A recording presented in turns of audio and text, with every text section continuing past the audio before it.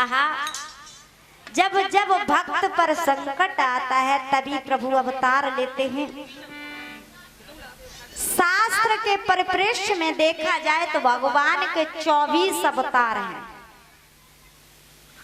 उन 24 अवतारों का हम चिंतन करें वो कौन कौन से हैं, जरा ध्यान दें। पहला जो मेरे भगवान मेरे प्रभु का अवतार है सनक सनंदन सनातन सनत कुमार। दूसरा अवतार है 12 अवतार। तीसरा अवतार है संत नारद अवतार। चौथा अवतार है नर और नारायण अवतार।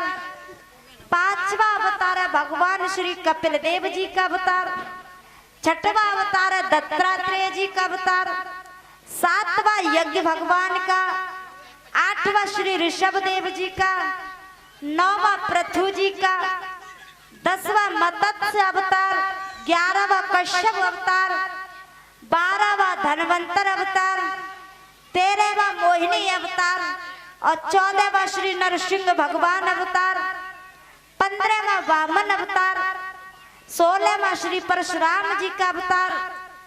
17वां महर्षि वेद व्यास जी का अवतार। 18वां आदरणीय प्रभु श्री राम जी का अवतार। 19वां श्री बलराम जी का अवतार। 20वां मेरे कन्हैया का अवतार। 21वां हरि अवतार। 22वां हंस अवतार। 23वां बुद्ध अवतार और 24वां कल्क अवतार। ये 24 अवतार हैं। कहते हैं भगवान के इन 24 अवतारों में प्रत्यक्ष परिपूर्णतम अवतार तो श्री कृष्ण और श्री राम का ही है। क्योंकि कहते हैं राम और कृष्ण के अवतार में अंतर क्या है। राम और कृष्ण के अवतार में अंतर क्या है? कुछ भी अंतर नहीं है, दोनों एक ही तत्व है। कहते हैं राम कृष्ण दो एक हैं, अंतर नहीं निमेष, और इनके नयन गंभीर हैं, उनके चपल विशेष। राम के नयनों में गंभीरता है और कृष्ण के नयनों में चपलता है। राम कृष्ण दोनों एक ही तत्व हैं, इनमें कोई अंतर नहीं है। कहते हैं श्री सूत जी महाराज है सौनक ऋषियों, सुखदेव जी चले जा रहे हैं। देखा कुछ स्त्रियां नदी में स्नान कर रही हैं। उन्होंने सुखदेव जी को देखा तो अपने शरीर पर वस्त्रों को धारण नहीं किया, और जैसे व्यास जी को देखा झट से बाहर निकल के वस्त्रों को धारण किया। तभी व्यास जी ने कहा, हे स्त्रियों मुझे ये बताओ, मेरा पुत्र इसी रास्ते से होकर के निकल गया तो तुमने जरा भी शर्म नहीं की, जल के अंदर स्नान करती रही, लेकिन मेरे आते ही क्यों निकल करके वस्त्र धारण करने लगी? तभी उन सब ने जवाब दिया, आप हमारे पिता समान हो और संसार के बारे में आप सब कुछ जानते हो, लेकिन आपके पुत्र जो सुखदेव हैं उनको कुछ नहीं पता, वो संसार के बारे में कुछ नहीं जानते। इसलिए व्यास जी सुखदेव जी को वापस न ला सके, स्वयं वापस आ जाते हैं। आकर के रोने लगे। तभी देवर्षि नारद ने उनसे कहा, हे व्यास जी तुम शास्त्रों की रचना करो, पुराणों की रचना करो, ऐसे रोने से कुछ नहीं होगा। व्यास जी खड़े होकर के रोने लगे, बोले मैं क्या बताऊं नारद, मैंने इतने ग्रंथों की रचना की लेकिन मन को शांति फिर भी नहीं हुई। तभी नारद जी ने कहा, आपके मन को शांति तभी होगी कि जब आपकी कथा को कोई सुनने वाला हो, और सुनने वाला सुखदेव के अलावा कोई नहीं है। तभी व्यास जी ने अपने एक शिष्य को सुखदेव जी के पास भेजा, जहां सुखदेव जी भजन कर रहे हैं। जैसे शिष्य ने जाकर के सुखदेव जी को देखा, सुखदेव जी के सामने जाकर के खड़े हो जाते हैं शिष्य, और खड़े होकर के जैसे ही अपने गुरु का वंदन किया, सुखदेव जी के नेत्र खुले। कहा, आपको ये ज्ञान किसने दिया? आप ये कहां से ज्ञान लेकर के आए? तभी बताया, ऐसा ज्ञान हमारे गुरु के पास है, आप भी उनसे जाकर के पाए। सुखदेव जी वहां से दौड़े दौड़े गए, व्यास जी के चरणों में प्रणाम किया और स्वयं कहने लगे, आप मुझे पिताजी कथा का ज्ञान दो, मुझे श्रीमद् कथा सुनाओ। तभी व्यास जी ने सुखदेव जी को कथा सुनाई। इधर धीरे धीरे समय गुजरता गया। श्री सूत जी महाराज कहने लगे, हे सौनक ऋषियों, भगवान की कथाएं बड़ी आनंदमय। सौनक ऋषि बोले, प्रभु मुझे एक बात बताओ, कौन सी? अब मैं निवेदन आपसे केवल इतना करता हूँ, आप मुझे महाभारत के बारे में बताएं। समझा करके सूत जी महाराज बोले, हे सौनक ऋषियों जरा ध्यान दें, एक समय की बात है, देवर्षि नारद कैलाश पर्वत पर पहुंचे। मैया पार्वती ने उन्हें भोजन करने के लिए बुलाया था, तो भोजन बना रही थी रसोई घर में। अचानक मैया पार्वती के मुख से गंदगी आ गई, उन्होंने उस गंदगी को वहीं थूक दिया और एक पारे से ढक दिया। जैसे ही देवर्षि नारद पहुंचे हैं रसोई घर में, उन्होंने उस पारे को हटाया, उसमें से एक बालक प्रकट हुआ जिसका नाम पाराशर पड़ा।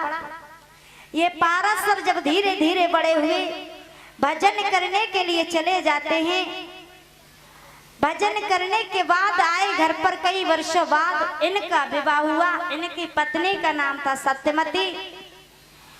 सत्यमती से पाराशर ने कहा, हे देवी, अभी हम भजन और करेंगे। इतने शब्द कहने के बाद भजन करने के लिए फिर चले गए। काफी वर्षें जब गुजर गई, इनको अपनी पत्नी सत्यमती की जब याद आई, तो पाराशर जी चले हैं कहाँ? अपने घर के लिए। तो घर आते ही आते अंधेरी रात हो गई। जब रात्रि के समय दरवाजा खटखटाया, सत्यमती ने कहा, इतनी रात को मेरा दरवाजा भला कौन खटखटा रहा है? जा, मैं तुझे श्राप देती हूँ, तो इसी क्षण श्यार बन जा। पाराशर श्यार बन जाते हैं और श्यार बनकर के कहाँ पहुंचे? गंगा माँ के पास। गंगा मैया से बोले, हे गंगा, तुम हमारे साथ विवाह कर लो।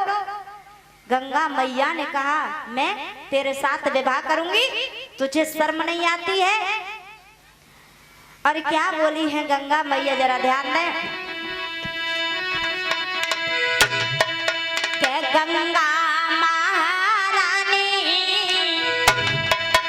और करके क्रोध श्यार सो बोली गंगा।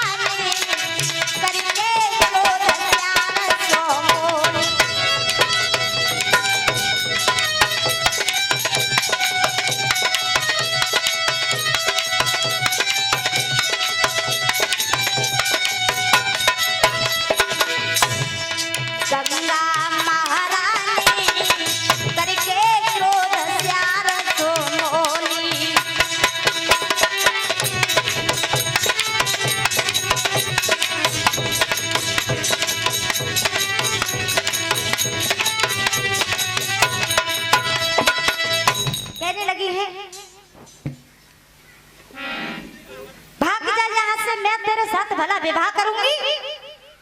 सियार ने कहा अगर नहीं किया तो मैं मर जाऊंगा तुम्हारी धारा में कूद के। गंगा मैया बोली कल मरा सो अभियान, लेकिन मैं विवाह नहीं करूंगी। तभी उस सियार ने छलांग लगाई गंगा मैया में पहली बार, तो गंगा मैया ने उसे उछाल करके बाहर फेंक दिया। दोबारा छलांग लगाई, उछाल करके बाहर फेंक दिया। 6 बार छलांग लगाई, 6 बार उछाल करके बाहर फेंक दिया। जैसे ही 7वीं बार छलांग लगाई तो गंगा मैया उसे अपनी धारा में बहा ले गई। उसकी मृत्यु हो गई। एक किनारे पर उसकी लाश पड़ी है। काफी दिन हो गए, महीना 4 महीना लाश जो होती बिल्कुल सड़ी गई, हड्डियां ही हड्डियां नजर आ रही थी। तभी वही होकर के एक सप्त ऋषि गुजर रहे थे। सप्त ऋषि ने जैसे ही देखा तो उन हड्डियों को जोड़ने लगे। जब जोड़ने लगे तो जब हड्डियां जुड़ गई उससे एक बालक प्रकट हुआ। तो सियार के शरीर से उस बालक का जन्म मिला, उसका नाम शांतनु रखा गया। तो हस्तिनापुर के जो राजा थे महाराज प्रतीक, बड़े ही अच्छे राजा थे। कैसे थे जरा ध्यान दें।